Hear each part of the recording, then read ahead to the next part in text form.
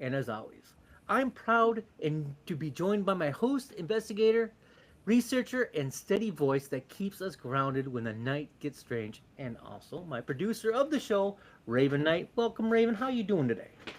I am fabulous. How are you? Oh, you've never asked. Thank you. All these shows, you don't I bet ask. you we go back and watch it. I bet you I do. Okay, maybe. I don't 20, listen to you, so it's 20, fine. All right. $20 says I do. 20 bucks say you probably do too. So, yeah, Yeah. it's like a wash. All right. So, tonight we spend our time exploring the stories that linger long after the lights go out. The history, the encounters, and the unanswered questions that live in the shadows.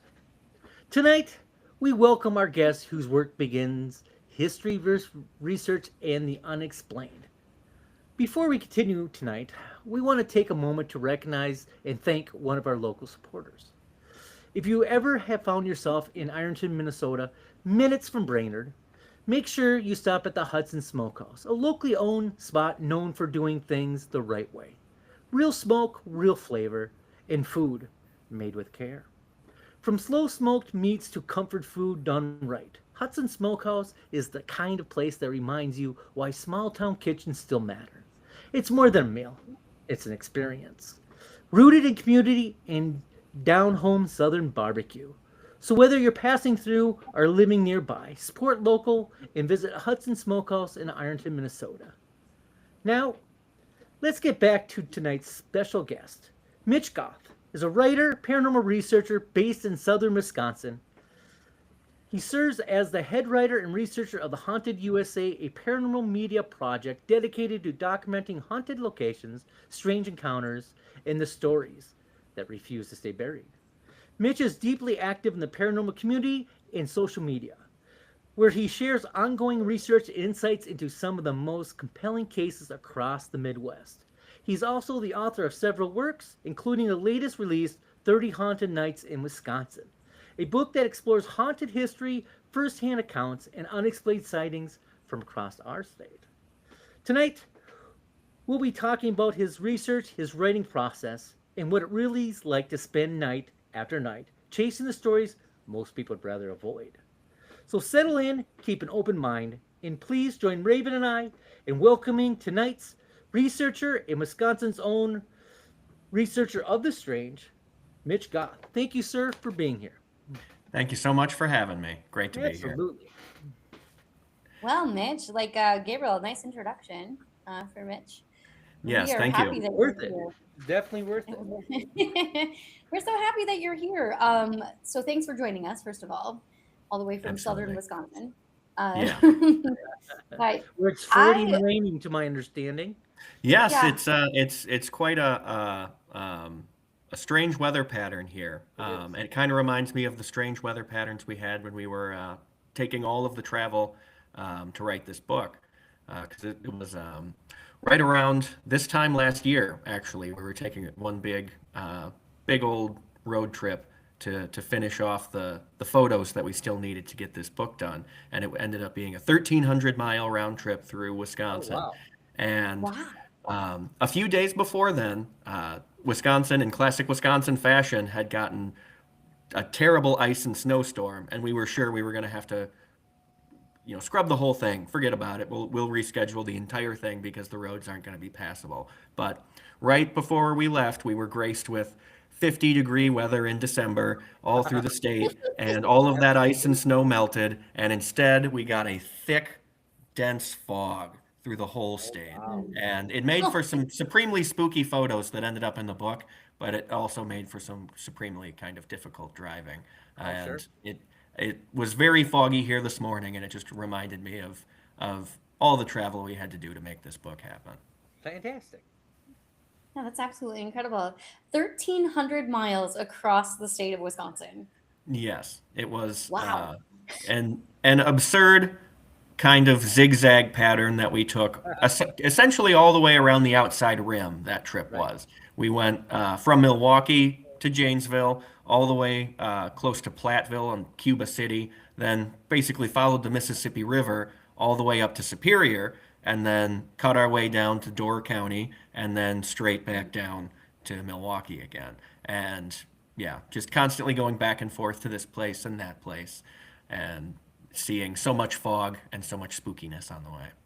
That's I awesome. love that. That's right up our alley, sir. Right up our alley. Yeah. Yeah, definitely. I'm curious. I want to know a little bit about your background, and how you actually, before you even started the website, which we'll get to as well. But before you even got there, what led you to be interested in the paranormal? Did you ever have a paranormal experience when you were a child, or is this something that you've just stumbled upon? Wonderful question, Raven. Yeah, and I didn't have the supposed I didn't really have the usual kind of introduction to ghost hunting that a lot of people seem to have. In that, I wasn't a big fan of the TV shows or anything when they were on. Not ghost hunters really.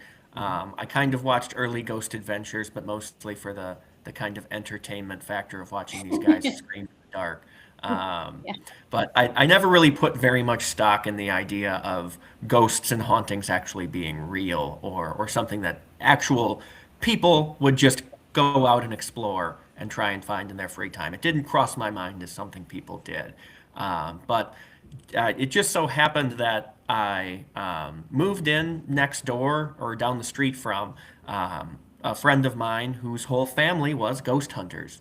And a few months after moving in, sure enough, one Saturday night they were like, "Hey, we're going to go ghost hunting in this old mansion. It's really grungy and gross and abandoned and icky, and it smells weird, but there might be ghosts in it, so we're going." And I thought, well, that sounds like a entertaining way to spend a single Saturday of my life. And the experience I had there caused me to spend many Saturdays after that doing essentially the exact same thing. And you know, I'm still not sure if ghosts exist personally. I liken many of my experiences to unexplained events, despite my best attempts to explain them. But I'm always trying to find more spooky places to visit, be they abandoned, grungy, and smelly, or the exact opposite, fancy, elegant, opulent, and truly well preserved history. There's a lot of places to see out there going exploring for ghosts. And the very first place I saw was fascinating, and it certainly left a permanent impression on me. And it started kind of inspiring me to do what I do now. More than just the spooky side of things. That building was one we went back to many times after that. But it's unfortunately a building that's not there anymore. It was torn down over a decade ago. And when it disappeared, so too did a whole bunch of its ghost stories. Really, people don't mention its lore or anything about it anymore. So, I took that experience and thought, what can I do to preserve these places, even if they end up finding the wrecking ball one day? How can I keep the ghost stories alive and the places themselves alive? And through books and articles on our website, I think we achieved just that. So that's absolutely admirable. That it sounds like you are preserving history at the same time, not just telling ghost stories and lures and whatever, but you're preserving a piece of history, which Gabriel and I both love. So just wanted to point that out. Absolutely do. So through your adventures, what attracted you to write books about ghost stories? Well, I've always been a writer of sorts. I wrote my first novel manuscript around the same time I started ghost hunting, about 16 years ago. And I spent a very long time writing fiction, novel after novel, manuscript after manuscript, not really doing all that much with the stories afterwards, just kind of writing for the sake of it. And being someone who was a ghost hunter and a writer for a lot of years, the first question people would ask when they learned both of those things is, so you write about ghosts, right? Like that's got to be what you do. And for a very long time, that wasn't what I did, because anyone who's been ghost hunting before probably knows that it's not what you see on TV. It's, a whole lot of nothing happening, and then, a couple seconds of something if you're lucky. something happening. Yeah. And the stuff you see on TV is 10 minutes of 3 days of shooting, and the rest is just kind of boring if you're not super into it, like paranormal enthusiasts are. But that made it really, really difficult to try and write fiction about it, because of course fiction needs to be entertaining, and of course it's entertaining to me to ghost hunt and to research these things, but I didn't really know how to put that in a fictional setting and make it really work and be engaging. So it was never anything I really wrote about for the longest time. But I got involved with hauntedus.com in 2021, and it was launched in 2022. But that was the first time I really got an opportunity to write something about ghost hunting, kind of tangentially, because it was nonfiction, which I didn't really write in the past, but it was an easy opportunity for me to try something new because I love spooky places, I love history, and Haunted US is all about sharing deep dive articles that explore both the place's ghost stories and its history. So it was an opportunity to dive into that, and I've been basically doing it nonstop for 4 years now. And so to write a book about haunted places in Wisconsin was by the time we started thinking about it about 2 years ago, it was kind of a natural next step for, I write all of these great articles. The website's founder and the book's co-author, Brandon, takes all of these great photos and can format the pages and the whole book to look really, really nice and match our every need and expectation. So, we can do that. We do that for the website. So why not put it in print too? So it was just the natural next step, and hopefully the first part in a long series, because there are 49 more states that probably have 30 haunted nights to spend in them. I love that. Mitch, And you so don't let's mind- Go ahead, Raven. I was just gonna say, like you said, you do read all these articles. You wrote over 200 articles for that website, which is quite Good awesome, for you, by the way. actually. That's awesome. Yes, thank you. It's an ongoing project. We like you said, we have 200 plus published articles at this point. I think like 207 or something. But we publish a new one every Thursday, every week. So 52 new ones a year, every year for the foreseeable future. And our list is ever growing of places to write to, places to visit, and to explore and research. I think there's still about 7,000 more on our list, and every few days someone's like, "Hey, you should explore this place. You should learn about this place," and it's some place that happens not to be on that list yet. So we drop it in that list, and when the list finally gets down to a manageable size, or we end up visiting that particular area, well, we will finally cross all of those places off the list. For your articles that you do, what is your inspiration? Where do you grab 200 is a lot, 200 plus actually is a lot of thinking. So where do you put your mind? Do they come to you naturally, or do you have to work at them at this point?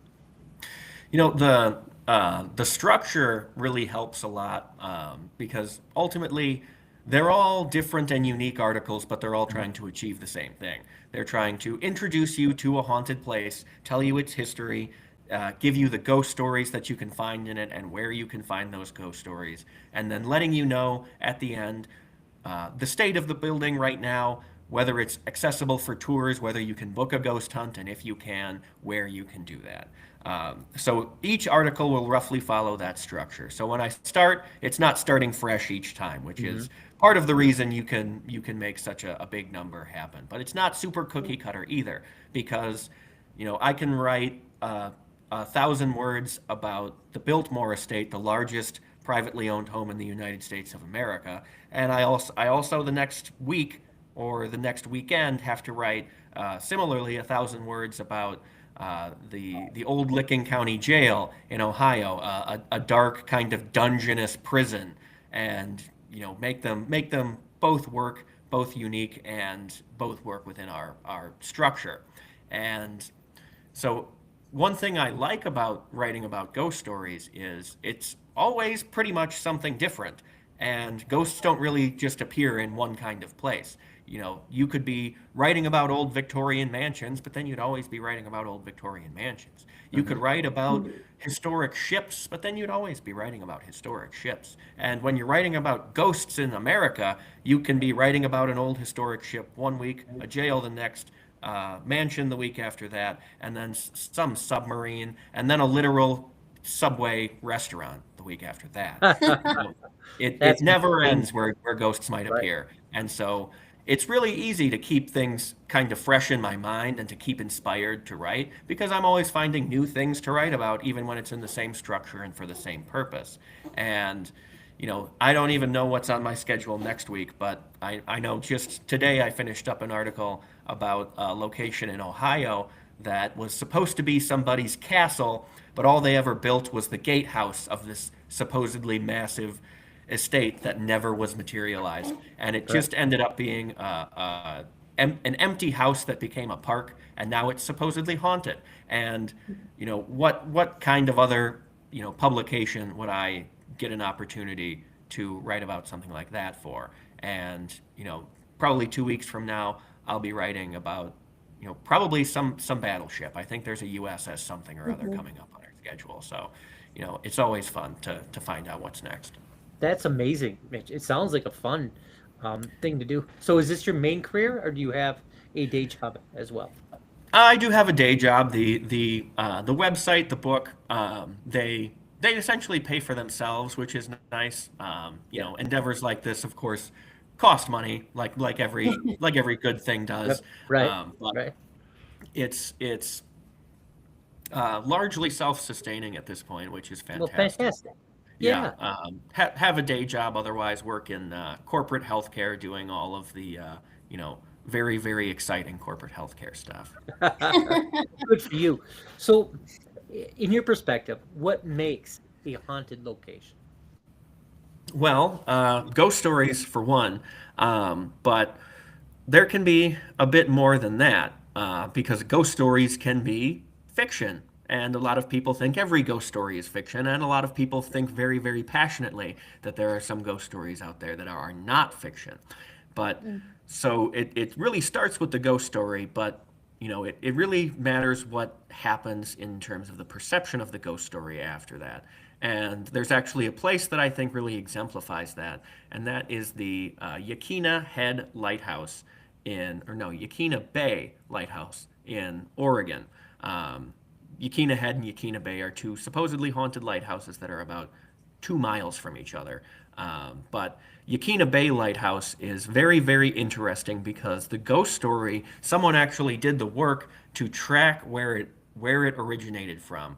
And where it originated from was a piece of newspaper fiction in 1899 that wrote of this old lighthouse, because even then, in 1899, this was an old, rundown, abandoned lighthouse, the kind of place that just looks haunted. And so someone wrote a story about it and published it in a local paper and said that, one day a group of teenagers went into this old lighthouse to perform a seance. And when they were leaving, one of the girls said, "Oh, I left a handkerchief inside. Hold on." And she ran in, and then they all heard her scream, blood-curdling scream, and they rushed into the lighthouse to find her, and she was gone. There was only a puddle of mysterious red liquid. And interesting to me is there was a hatch in the ground that materialized out of nowhere. And when they opened it, it was seemingly bottomless. They dropped coins and things down it. They couldn't find the end. And they were just kind of like, okay, our friend disappeared. This mysterious hole appeared. We are going to leave now. And that was the writer's story. And over time, people started taking that kind of literally. And nobody really knows what really connected the two or when it happened. But people started reporting real encounters at the lighthouse after that. And it was always a young girl's apparition, a young woman's apparition that seemed to match the description in this fictional story. But as time went on, of course, people forgot that issue of the local newspaper, forgot that story, but people continually saw this young woman's apparition in the windows, always the same window upstairs, even generation after generation, decade after decade, person over person, the story remained. There's this mysterious ghostly woman who haunts Yaquina Bay Lighthouse.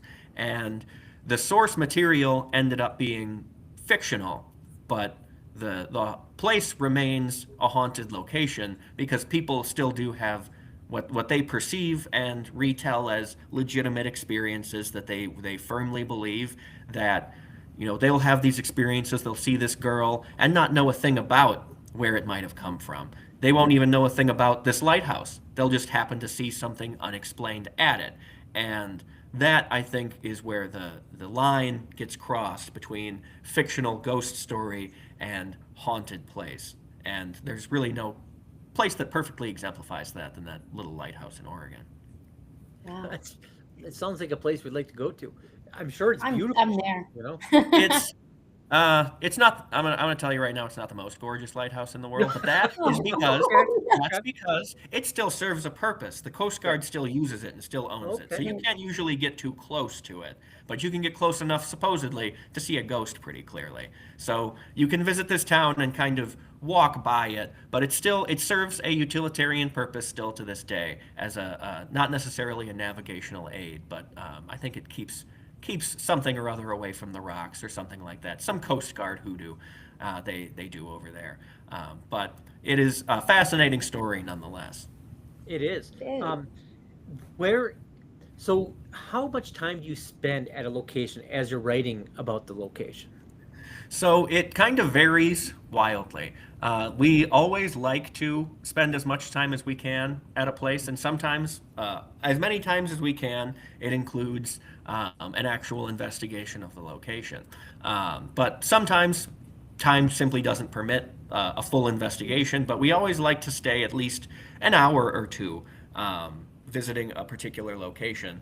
And it's always kind of a gauntlet to get through those 2 hours because investigating and researching requires a lot of work. And, you know, for a good amount of time prior to those, you know, hour or two that we have, I'll be at the library researching this place already. So when the tour guide is ready to tell us all about where the place started, well, I can tell you what I know already, and then why don't you tell me what I don't know?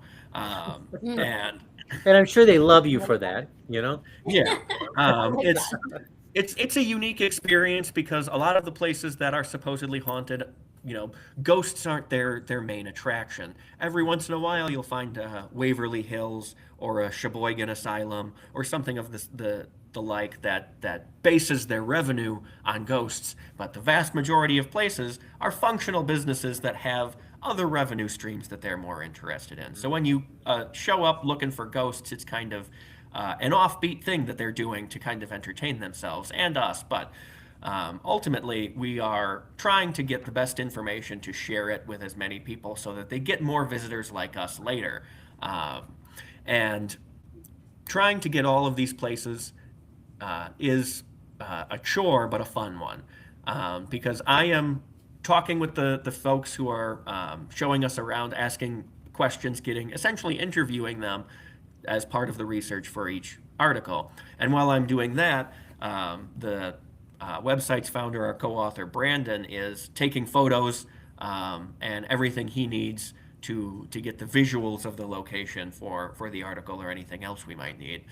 So it's a lot of multitasking, basically from the very first second we get into a place, and it sort of reminds me sometimes of the way musicians have to travel, just kind of touring from place to place, Right, because right. it's sort of like, yeah, I've been to, you know, Mobile, Alabama, and Nashville, and Pittsburgh, and Philadelphia, but been there in the sense that I've been to a particular venue and a hotel by the venue, and then I got in my car and went someplace else. And there's not really a whole lot of time to stop and smell the roses, so to speak, sometimes.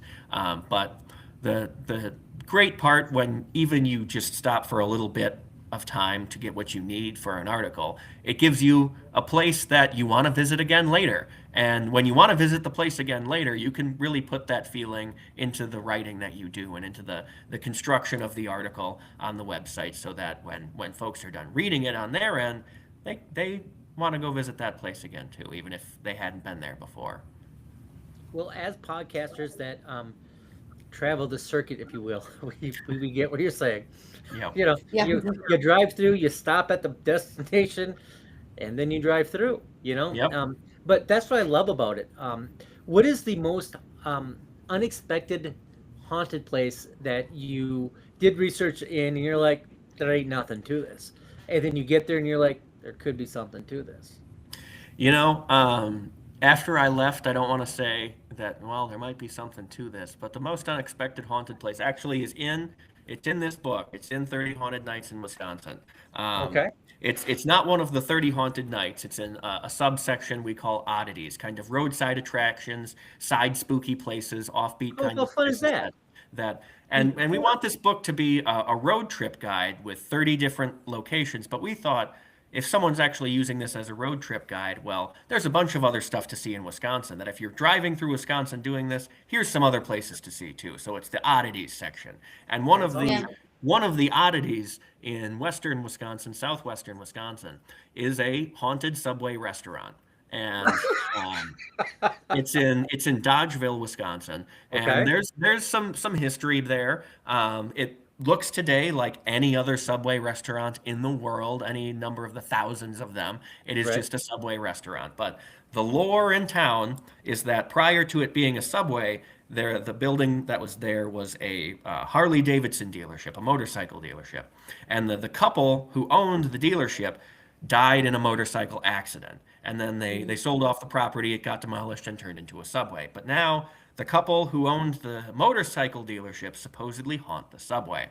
And a fascinating sort of travel story that we have about this Subway is it was the beginning of our super long round trip through dense Wisconsin fog. I think around this time last year, we were starting a huge road trip through the state, and this place in Dodgeville was, I think, the very first, if not one of the first stops that we made.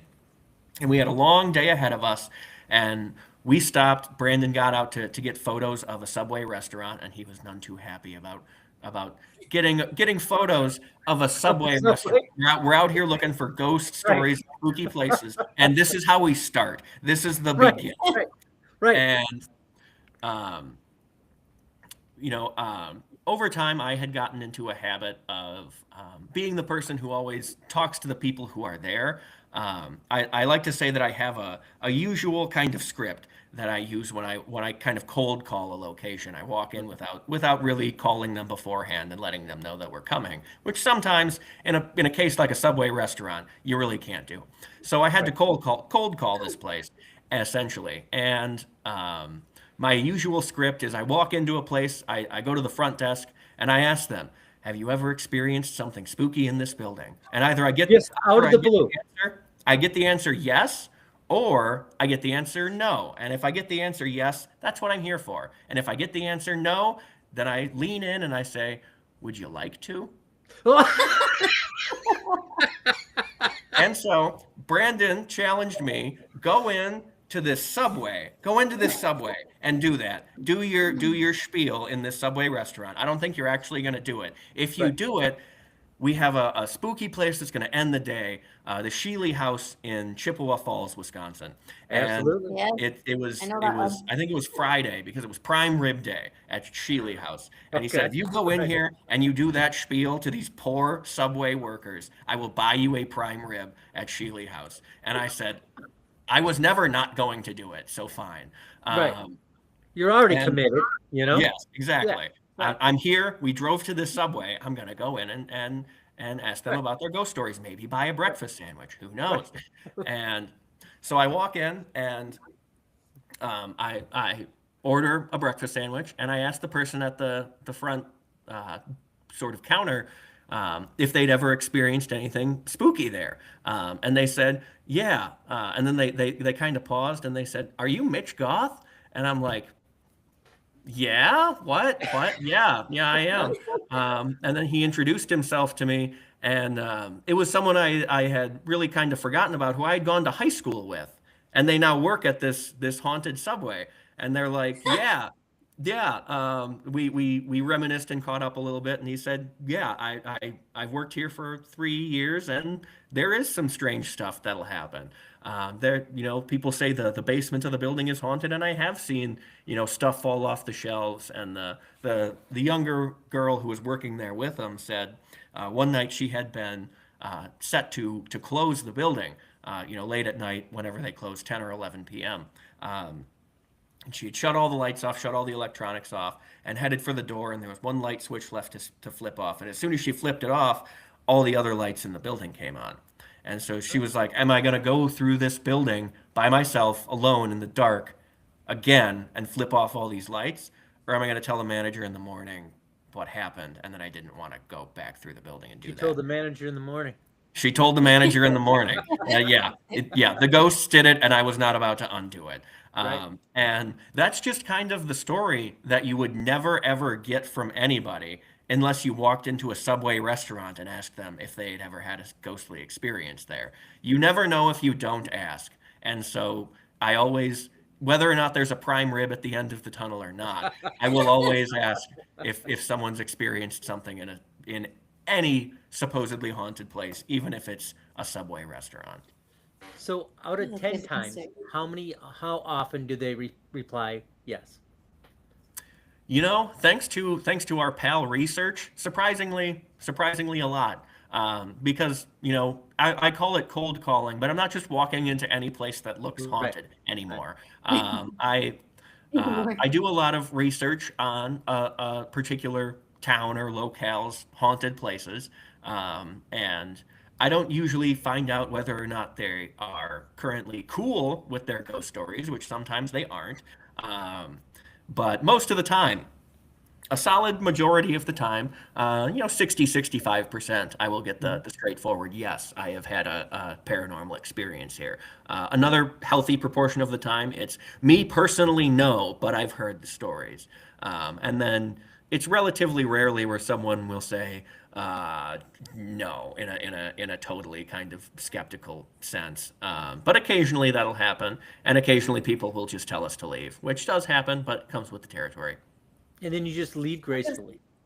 Yeah, I mean, yeah, that's the only thing you can do. And I Right. mean, if we are traveling far from home for anything, chances are we've reached out to these places ahead of time. And sometimes when you reach out to places ahead of time, they tell you no ahead of time. And all we can really get is, a drive-by kind of exterior photo that Right. that we might use for something someday, or we might not. Because we can always write about the ghost story and tell folks that the people who own it aren't interested in the ghost stories, but here they are anyway. Because ultimately we want to tell the ghost story and the state of the building or location where it is now, even if it's totally closed off to paranormal investigations. Because lore still exists, even if we don't want to talk about it. Right. So it's relatively rare these days where you actually get the full-fledged no. That's amazing. I love that. So, in your research, when you're actually on ground in a building, have you ever had a presence that you're like, yeah, this is definitely haunted? When you So said unexplained, who goes with unexplained? Unexplained. I'm sorry. That's right. Unexplained. Yeah. As a matter of fact, the last road trip we took, we went through Illinois and we stopped at the Franklin County Jail in Benton, Illinois. Um, and we stopped there. It's a kind of classic old museum with it's got the sheriff's house in the front, old jailhouse in the back, and it's all the local history museum now. And the folks, the curators there, they let us take basically the self-guided day tour, but instead of going from exhibit to exhibit, we, got what we needed for our article. We talked to them about the ghost stories and the things they'd experienced, got some more information on the history. But while I was doing that, I was kind of right in the front of the building talking to the folks, taking notes. And Brandon was exploring the rest of the jail, getting photos of everything. And so I finally caught up to where he had been like 20 minutes afterwards. And he was far back in the second floor of the main cell block. And like any cell block, the actual house is separated from it with a pair of big, heavy steel doors. And I headed up to the door, the big cell block door, where I could hear him walking around and doing his photography. And I grab the door and I pull it, and it's locked. And I'm like, huh, there must be, there must have been like a back stairwell or something, how he got in there. And I yank it again, I pull it, and it makes a healthy sound. It rattles and reverberates. And he calls through the cell block. Brandon calls through the cell block. What are you doing? And I call back, the door's locked. He's like, no, it's not. Well, we figure, maybe it kind of locked when he walked in or something. Maybe an old lock mechanism slipped. And so I go downstairs and find the gentleman who's running the museum that day and ask him, do you have a key to this door? Because it's locked. And he kind of has a deer in the headlights look and says, we don't have the jail's keys. If those doors are locked, they're going to stay that way. Right. And so we kind of head up in a hurry up the stairs and reach the door just as Brandon walks through it, completely unlocked. And we look at the door, and there isn't a locking mechanism in it anymore. It seems that past museum curators had the presence of mind to remove it so that the door couldn't lock anymore. Wow. But I know what I experienced. I know when I grabbed that door, it rattled and it shook like there was a hinge inside keeping it closed. And Brandon heard me struggling with it, rattling through the cell block. And just seconds later, poof, the lock was gone, like it was never there at all, because it wasn't. That's crazy. We would love to travel as much distance as you have, but we usually stick around like Missouri, Kansas City, Milwaukee area. We kind of run that circle a little bit when it comes to investigating, just because we know teams there and stuff like that. Yeah. And we've had the privilege of being in like the Sally House. Have you had the chance? Yeah, down in Atchison. Yeah. The Sally House is an interesting place because, there's also McIntyre Villa in that town, not far away. There is. And McIntyre Villa is a house that really kind of looks haunted. It's got that kind of spooky, old mansion-esque vibe to it. And Sally House doesn't. It and doesn't. Sally It's your House, grandma's house is what the Sally House is. yeah, so- Sally House is like somebody's rental property. And Yes. but if you looked at both of the sets of claims from both of these houses and asked somebody to associate one of the houses with the claims, I feel like people would take Sally House's claims and put them in McIntyre Villa all the time because Absolutely. the location does not match the claims at all. The claims doesn't. are off the wall insane. And it's always interesting when a location doesn't match their claims. And because some places can look kind of warm and cozy, like an old rental property or an antique shop owned by someone's grandmother, but they could have claims that are like, we really think there's a demon in here every time. Every time we spend longer than Right. 3 hours in here, we get scratched. If we're here past 3 a.m., the walls start melting. It's really weird. But, Right. And the Sally House is just fascinating to that end. That's such crazy activity supposedly happens in such an unassuming little house. Did you have any? spent the evening there? Yeah, I was just gonna ask that. Yeah. No, it was one of those quick stops. And in fact, I think we only actually got in because there was someone like repainting the porch or something, and the door was open. And we asked them, "Can we see this house?" And they're like, "Yeah, sure. I'm just the painter." You're like, hey, listen, have you ever had a ghostly, Yeah, and there's like, yeah, come on in. That's great. Yeah, exactly. We've actually had the you- pleasure of spending the night at the You need to Sally go House, there. and Go. I think on a psychological level is whatever that occupies that space is definitely what it plays in. We had the typical orbs, and we were there a couple times in a bathroom door opening downstairs, in the kitchen area. When we visited, they don't allow anybody down in the basement anymore because of the problems that they've had down there. But we had orbs, and then to our fascination, it was such a cozy environment. One of the team members we were with actually took a nap on the couch because it was just your grandma's house, right? Yeah. But at a certain time, what was it? It was Raven, do you after remember midnight. after I already know. midnight? It was after So midnight. we It was were up there literally just talking. 15 Yeah, minutes after nothing. How And then all of cliche a that sudden, sounds. Yes, yes. but it was. And then all of a sudden, after midnight, you could feel the whole air shift. And It just when we were just walking upstairs like it was nothing, we were all very guarded, not to go too far, not to walk too fast. We weren't that interested in walking around in the dark because there was something there. I could feel it. And the other people, we could feel it. The air got heavy, and that's what fascinates me by people like you, sir, that do these kind of researches because it is such an unassuming space until you're actually there, and then just like a switch, something happens, and it turns on. well, So Yeah. and what you were saying is that what you didn't. I mean, it was very very comfortable. I mean, we had activity happening before midnight, so that wasn't it wasn't just orbs. It was other things that were happening Mhm. before midnight. But none of us were scared of what was No. going on in that house. None of us we sat up in rooms forever. Like there was one room where honestly we were like, there's nothing in this room at all. Yeah. But then Mhm. immediately after midnight, it was like there was no way I was going to go in that room.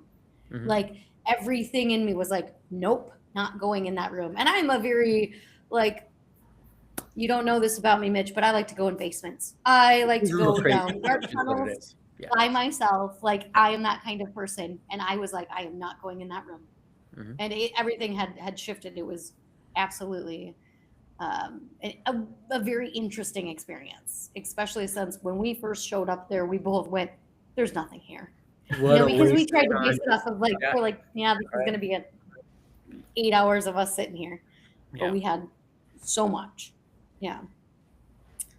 Have you ever had anything in that, I guess, happen in that realm where I know you kind of answered a question like that earlier, but like where you would initially say, oh, there's nothing, but then there's definitely something. Yeah, it happens sometimes, and I try not to go in with too many preconceptions because they can deceive you. You can Absolutely. you can have the thought that nothing's really gonna happen here. You can walk into a Subway restaurant, sure that nobody's gonna tell you a ghost story, but then it might surprise you. So I try not to go in with too many preconceived notions about places, and because it can shock you a lot of the time. Some places that really, really look haunted simply really don't have what I call the there. They don't have, you know, what people, might assume by looking at them about them. And other places that just kind of blend right in to their surroundings can have crazy activity occur. And plenty of places I've been to where the reports are off the wall insane. On my particular visit on our investigation, nothing happened. But the next night can be something wildly different. And then we will go to places that have, one real main ghost story that happens and not a whole lot really else established. And we'll go in there looking for one thing and find a whole lot of other seemingly unrelated things happen to us. And when I went in with a lot of preconceived notions about this place or that place, I found I was surprised pretty often. And so when I head to a place, I know what it looks like. I know what the history is, ideally. I know the basics of what the ghost stories are, but what my experience is going to be is whatever I let it be. And so I just kind of go in there, and whatever happens, happens. And if nothing happens, well, I got to see a cool building. That is a wonderfully honest way of approaching it. It really is. And I think if people did more research that way, um, because I know a lot of places we were disappointed because they hype it up so much. Yeah. In the places that weren't hyped up, is when we found the most activity. So I think going in without anything perceived ahead of time, um, I think is the best because you're just there naturally experiencing the environment. Yep. That's good. So as somebody in the paranormal, the unexplained, if you will, I'm going to ask you about cryptozoology. Sure. Raven is huge into Bigfoot, and Bigfoot doesn't exist. It's nothing more I than a don't say boy. huge. I just believe. It doesn't So mean huge. I'm not she has huge. the mass hysteria that Bigfoot puts in. Bigfoot, honestly, is nothing more than a scheme to remove you from your dollar. So, do you believe in Bigfoot, sir? Well, it's a complicated topic. I would say right off the bat, I personally don't believe in the traditional kind of Sasquatch. There's You're a smart a man, Mitch. yes, there's a creature out in the woods that will walk kind of funnily in front of cameras every now and again. Right, right. As Mitch Hedberg would say it, there's a large out of focus monster wandering the countryside. I don't necessarily subscribe to that, but The fact that I you know will Mitch say Hedberg, points already. I'm going to give you all the points just for knowing Mitch Hedberg. Absolutely. He was my favorite Um, comedian of all time. I'd give you all yeah. the points. he's Sorry, go ahead. fantastic, and Bigfoot is. It's something that people can certainly capitalize on, particularly in the Pacific Northwest. Bigfoot, headquarters basically in the Pacific Northwest. But, you know, there's certainly something to be said about once again where these stories originate, because I believe that a good many ghost stories originate from pieces of fiction. But I think a lot of cryptozoological stories originate Yeah. from pieces of misconstrued fact. Oh, And sure. so when we're talking about Bigfoot, what we're talking about might be some person's cynical con to put people on and to make money. But where the story originated from, more than likely, in my opinion, is somebody seeing something unexplained out in the woods one day. The woods are a big and scary place, particularly, as big and scary as they might be right now. 120 years ago, they were much bigger, Oh, much yes. denser. You could get lost and you would never, ever, ever be found again by another living soul. And that is a kind of dark reality that you have to face when you go out into the woods to do what you did 100, 150 years ago. Hunt, farm, do the basics of survival. You're out there in that unknown, expansive, seemingly endless realm, surviving all day, every day. And if you see, say, a bear with mange or some other kind of sickly disorder or disease that has lost some of its fur or looks kind of monstrous and is walking on its hinders for some reason, from 100 yards, that looks like a monster. And if you see a monster out there, what are you going to do but go tell your fellow community members, be careful out there, there's a monster out there. And a little bit of misconstrued fact can snowball into wild and crazy stories of Bigfoot, stories of the hodag in northern Wisconsin, stories of lizard people, stories of this, stories of that, stories of werewolves and what Right. have you. And I think a lot of the time with cryptozoological stories, I don't necessarily believe them at face value today, but I believe there's some nugget of reality, simple reality out there. And it might just be down to a bear with mange or some other creature out there in the woods being misconstrued as a monster. But that and the lore that can come off of that fascinates me. So I might not believe in it, but I'll always be interested. Have you had a So I chance have to to attend the say- Hodag Festival in Wisconsin? So I've never attended the Hodag Festival, but we were through Rhinelander when writing the book, featuring the Hodag statue as one of the roadside oddities that you can get your picture with.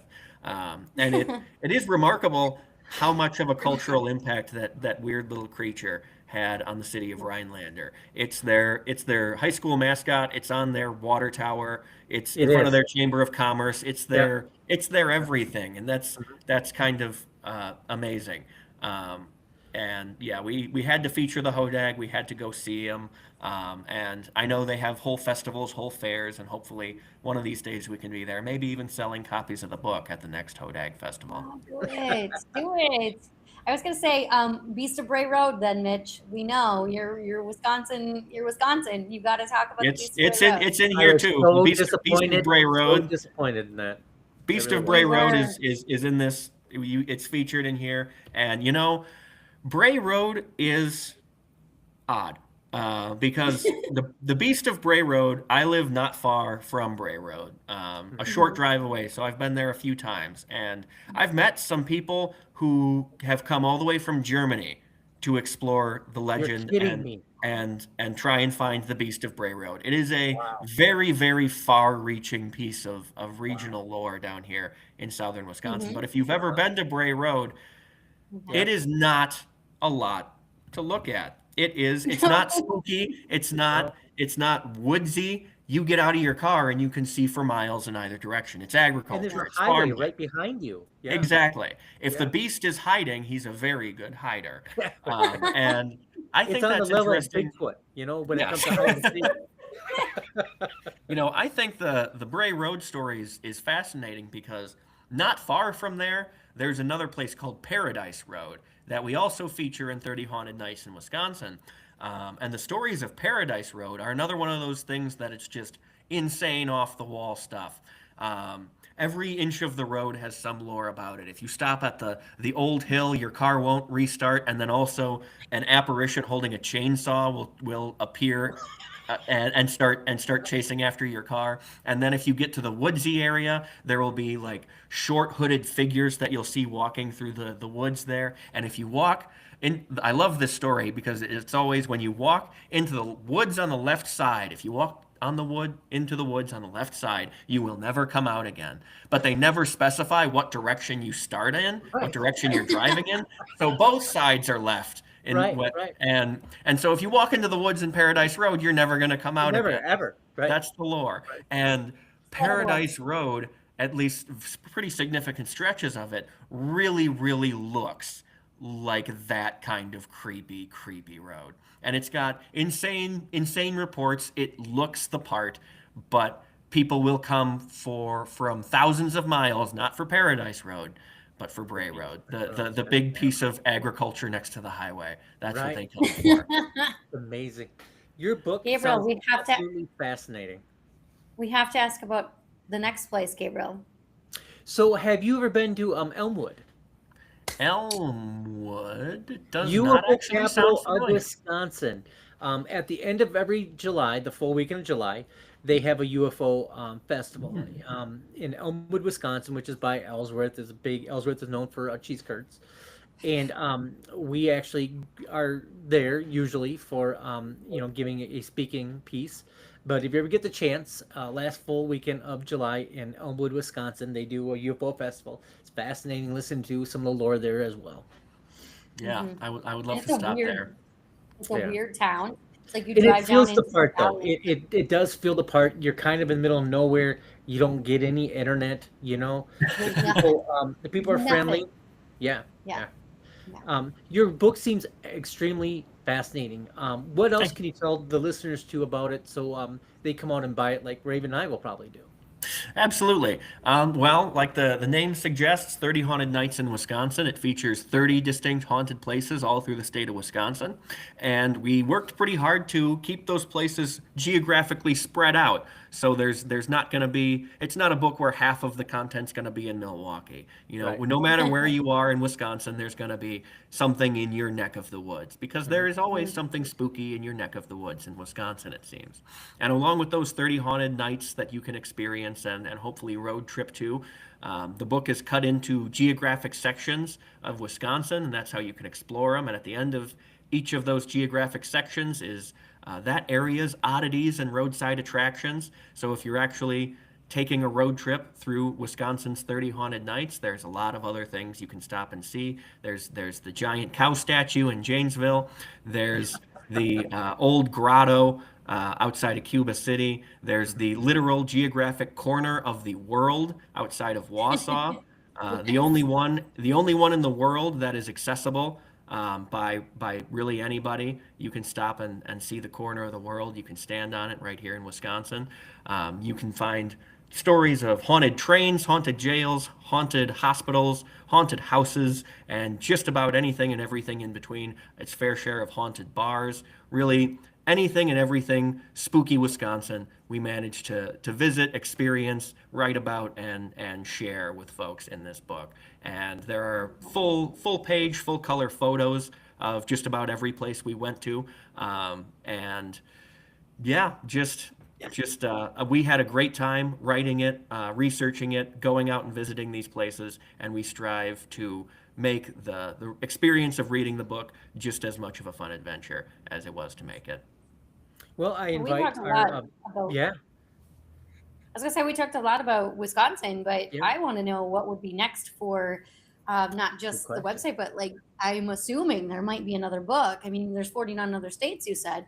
What would be the next place that you guys would love to venture to? Do you Well, have another one we in are mind? currently working. We're currently working on 30 Haunted Nights in Illinois. That's the current working project. We just did another big road trip through Illinois. Stopped at a lot of great places, and I was able to research a lot of interesting stops, interesting ghostly hot spots, and interesting oddities that exist in the land of Lincoln. So I'm looking forward to getting out there more to finish up that project, and hopefully that'll be out as a companion book to 30 Haunted Nights in Wisconsin soon enough. And as far as the website goes, we have a long list of articles that are written and still ready to produce. We have a few months of content baked in from Nevada, Colorado, Minnesota, Wisconsin, Illinois, Ohio, and almost everywhere in between. But I know this year we're hoping to get down to Kentucky for some more coverage, maybe Georgia as well.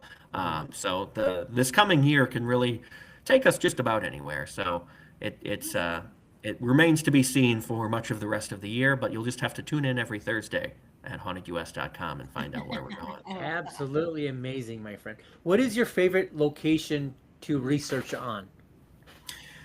Um, you know, it kind of varies because sometimes you can learn about a prison that really doesn't have the history of a prison, or a house that really spent much of its life as a hospital, and can kind of subvert you. But one thing I will say is, I love a good ship story. I'm kind of Absolutely. a nerd for big old ships. So if there's a big old haunted ship, I love to write about it. And the beauty of big old haunted ships is I love to write about them, and they're also kind of easy to write about because there are a lot of other people who are nerds about big old ships, and there are a lot of other people I can reach out to get the nitty-gritty historical Uh-huh. details of these things. And there's a lot you can say about sailors, but they love to tell a story. And Hmm. so you can also find a whole bunch of really vivid ghost stories from people about ships. So it's really easy to research and write about, and I just always love writing a ship story. Well, we wish you years and years of success, my friend. You're a Thank you. fascinating man. We look forward to reading your articles in Haunted US, right? Yep. I love it. Raven, what Yes, else you and got? the book. I was gonna say, And like, the book. Yes. honestly, I think what we should do is since Mitch probably won't let us like ride along, in the backseat of the car on all these trips. I mean, I would do it, just so you know. Right. I don't carry a lot. I have a backpack. Mm. I'm good. Like I Just don't say take a no, whole lot of Mitch. space. Say no now, man. I am cranky at 2 a.m. I do like my coffee, right away when I wake up. So just so you know.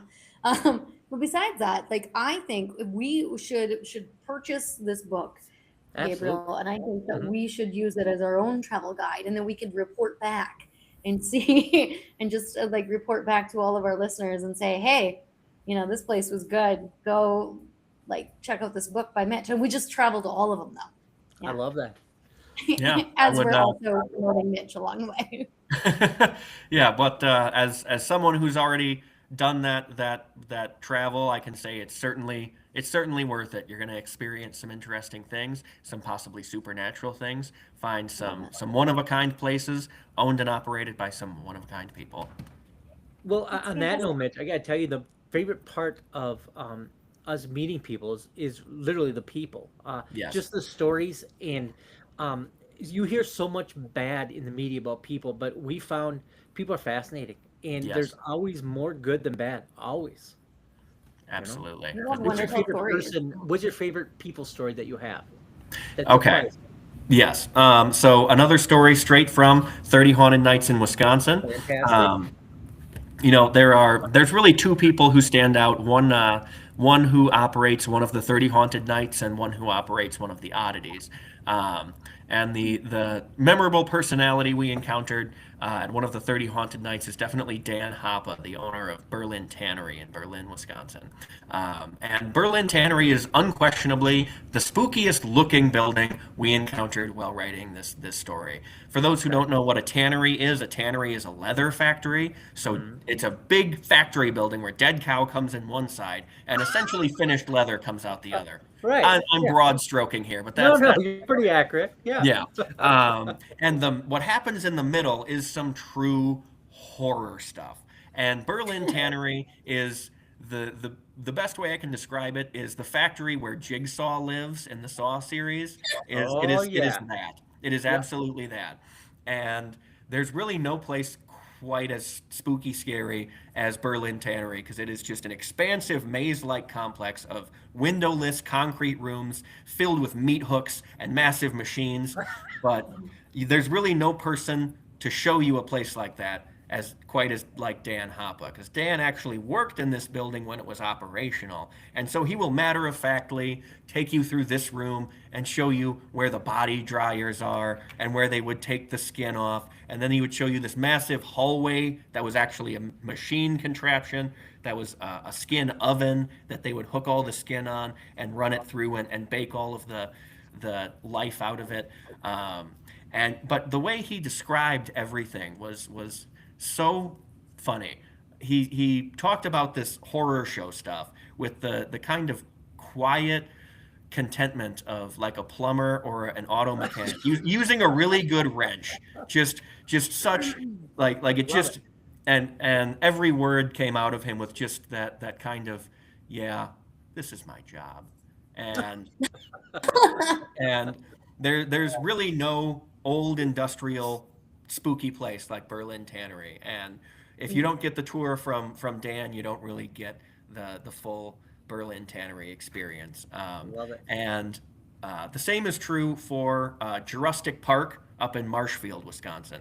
This is one of our roadside oddities. It's a sculpture garden of a old fellow's lifetime work of welding creations. And the guy who runs this place is a man named Clyde Wynia, and he, for many years, was a full-time lawyer, but he found time, whenever he wasn't in the courtroom, to weld things together out of scrap metal that he found.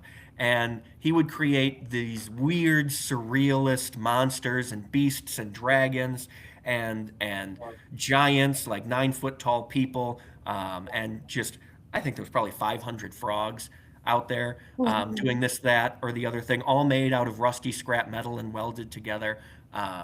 And a lot of these contraptions will operate and move on levers and springs and pulleys that he's built. And it's just a fascinating place. But the man himself is just truly an experience to talk to. He was 96 when we stopped there and met him. And he's probably 97 now, 97 or 98. But he's still kicking up there, still welding, still showing people around. So if ever anybody is in Marshfield, Wisconsin, stop by Jurassic Park and see Clyde Wynia, because there are so many oddball creations and creatures out there, but there's no real strange exhibit out in Jurassic Park quite like its creator, Clyde. And when we were out there, it was 2 degrees before wind chill. And we were out there for 2 minutes before old Clyde came out and tossed off his hood and said, "You're crazy. You're crazy to be out here in this cold looking at all this junk." And he looks beside him to this big dragon in a cage, and he nudges the cage and says, "They must be crazy, right?" And when he nudges the cage, the dragon quite literally springs to life. Its neck is an old car spring, and it just nodded. Nice. It nodded. Yep, Clyde, they are crazy. And we were, but hey, so is he in the best way possible. And we ended up talking with him in the bitter cold of Wisconsin for 2.5 hours. And we could have talked with him for 2.5 days more, because he is just a wealth of the strangest, oddest, most Wisconsin information you can find. I love those kind of stories because it truly is the people that make the places, I think. Yes, it is. And it's the people who make the ghosts, too. It's memorable souls who become hauntings later. Absolutely. Well, just like you, sir, it takes a fascinating man to create a fascinating piece. And I look forward to reading your book. I truly do. Thank you. Yeah. Raven, you have any closing words? I don't, except for the fact that, Mitch, you have been an amazing guest. So thank you so Absolutely much have. for popping on tonight. I look forward to paying attention to see where you go next, what you do next. If you could just tell our listeners and our viewers where to find Mhm. your book so they can purchase it, because they should. I do say this a lot. I don't read a lot, but this, I think Sounds very fascinating. It does. I think I'm gonna have to buy this book, Mitch. I'm gonna have to do you it. can, So I you think can- everybody else should too. Yeah, and luckily we make it pretty easy. You can pick it up on Amazon. 30 Haunted Nights in Wisconsin by Mitch Goff and Brandon Rugsy. And you can also find, like I said, every Thursday on hauntedus.com, we have a new article out. We also have a podcast called Haunted Atlas. You can find wherever you can find your podcast, Spotify, YouTube, what have you. You can get a little spookiness on the airwaves from us as well. But yeah, you can buy that book right off Amazon.com. Thank you Awesome. very And much. everyone should go do that. So thanks, Absolutely. Mitch. You've Well, been why don't you amazing. hang on a second, Mitch? I'm going to go through our outro, and we'd love to talk to you a little bit afterwards. Absolutely. As we bring tonight's conversation to a close, I want to sincerely thank our guest, Mitch Goth, for joining us and for the work he continues to do documenting haunted history and unexplained encounters across Wisconsin and beyond. Be sure to check out his latest book, 30 Haunted Nights in Wisconsin, and follow his work through Haunted US. As always, thank you, my co-host, Raven Knight, for her insight, her research, and walking these dark paths with me after week. Stay aware, stay curious, and like always, my friends, do stay safe out there. Thank you for joining us. Thanks for joining us, and thanks, Mitch. Thank you. Hold on, Mitch.